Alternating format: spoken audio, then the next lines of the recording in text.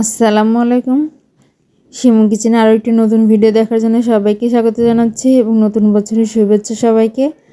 আজকে আপনাদের সঙ্গে আমি শেয়ার করব কোয়েল পাখি রান্নার একটি রেসিপি। এটা আমাদের বাসায় পোষা কোয়েল পাখি, সেটাই রান্না করে আপনাদের সাথে শেয়ার করব। তো চলুন কথা না বাড়িয়ে আমরা রান্নাটি শুরু করি। এই জন্য প্রথমে চুলায় কড়াইতে আমি সামান্য পরিমাণ তেল দিয়ে দিয়েছি। এবার এখানে ডুমো করে কেটে ধুয়ে পরিষ্কার করে রাখা আলু দিয়ে দিয়েছি। আলুটাকে আমি একটু সামান্য লবণ হলুদ দিয়ে ভেজে নেব।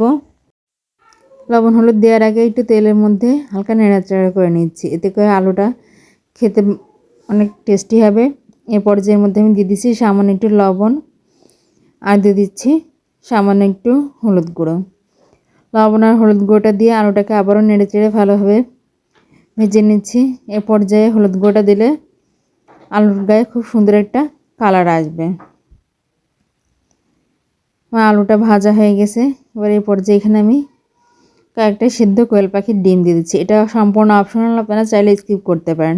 আমার ছেলে পছন্দ করে, এই জন্য এখানে আমি এটা দিয়ে দিয়েছি। ডিমগুলো আমি এই আলুর সঙ্গে হালকা ভেজে নিয়েছি।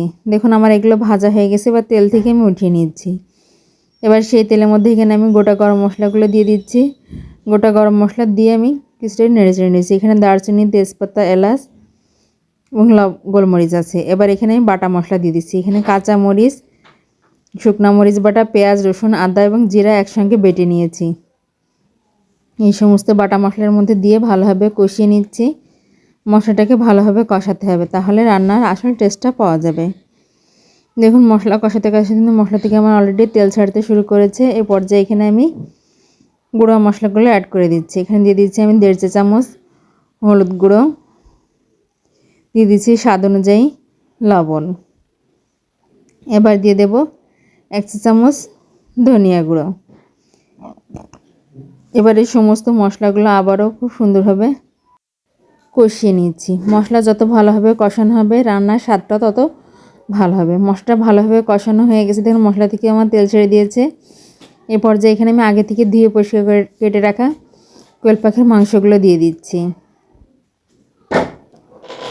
মাংসটা দিয়ে মশলার সঙ্গে ভালোভাবে নেড়েচেড়ে কষিয়ে নিচ্ছি।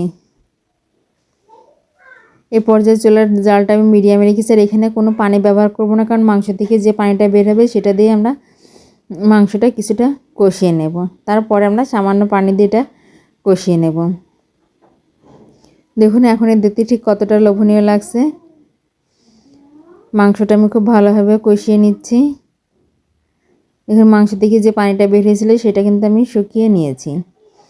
মাংস থেকে যখন তেল ছাড়তে শুরু করেছে এ পর্যায়ে এর মধ্যে আমি সেই ভেজে রাখা আলু এবং ডিমগুলো দিয়ে দিচ্ছি।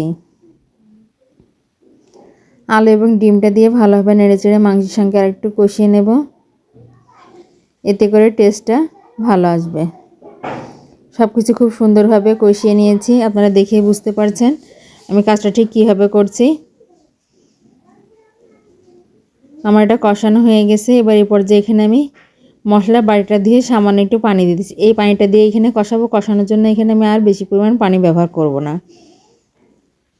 এবার এটা দিয়ে কিছু সময় ঢেকে রান্না করব যতক্ষণ না পানিটা শুকিয়ে যায়। মাঝে মাঝে ঢাকনাটা তুলে আমি একটু নাড়াচাড়া করে দেবো যাতে তলায় লেগে না যায়। আমি এটা খুব ভালোভাবে কষিয়ে নিচ্ছি। দেখুন এখনও কিন্তু ঝোলটা সম্পূর্ণ শুকিয়ে যায়নি। ফিরে আসলাম কিছু সময় পর। দেখুন এই পর্যায়ে কিন্তু ঝোলটা শুকিয়ে এসেছে এবং মশলা থেকে তেলটাও ছাড়তে শুরু করেছে। আমার মাংসটা খুব সুন্দরভাবে কষানো হয়ে গেছে। এ পর্যায়ে এখানে আমি ঝোলের পানিটা অ্যাড করে দেব। আর দেখতে পাচ্ছেন মাংসের কালারটা ঠিক কতটা সুন্দর হয়েছে। এখানে আমি পরিমাণ মতো পানি দিয়ে দিচ্ছি। আপনারা আপনাদের যতটুকু প্রয়োজন ততটুকু পানি দিয়ে দেবেন। এবার দিয়ে অপেক্ষা করব ভালোভাবে এটা বলক আসার জন্য বা জাল হওয়ার জন্য।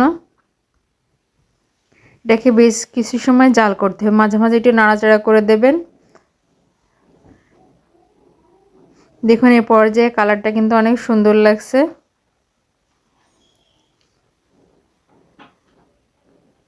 আমি এটাকে ভালোভাবে নেড়েচেড়ে কিছু সময় জাল করে ঝোলটাকে একটু কমিয়ে নেব। আমার রান্নাটা কিন্তু প্রায় হয়ে এসছে। আমি চুলাটা বন্ধ করব, তবে বন্ধ করার আগে এখানে কিছুটা ভাজা জিরার গুঁড়া দিয়ে দিচ্ছি। এটা দিলে ফ্লেভারটা খুব সুন্দর আসে, আর এর মধ্যে ভাজা জিরার একটা সুন্দর ফ্লেভার পাওয়া যায়। আমি জিরা গুঁড়াটা দিয়ে ভালোভাবে মিশিয়ে চুলাটা বন্ধ করে কিছু সময় রেখে দেব। দেখুন এই পর্যায়ের কালারটা কিন্তু দারুণ সুন্দর এসছে। এবার এটা আমি পরিবেশন করে নিচ্ছি। আশা করছি আমার আজকের এই রেসিপিটি সবার খুব ভালো লাগবে। ভালো লাগলে প্লিজ আমার চ্যানেলটি লাইক, শেয়ার এবং সাবস্ক্রাইব করে পাশে থাকবেন। ধন্যবাদ।